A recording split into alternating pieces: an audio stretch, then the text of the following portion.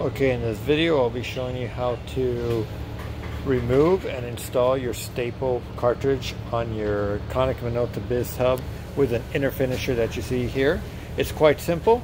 All you have to do is push this lever in, pull the finisher out, look inside here, and you're going to see the cartridge. Let me go ahead and move it over here. There you go. So you're just going to grab that with your hand, push the top part, the blue part. You're going to put your finger on top, push it down, and it comes out. The whole cartridge pops out.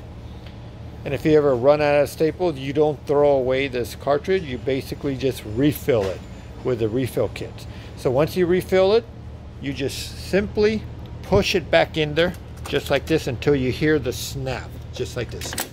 Once it's locked, you push the finisher back into lock position, and the screen would go to ready, and it'll reposition the stapler for you, and that's all there's to it.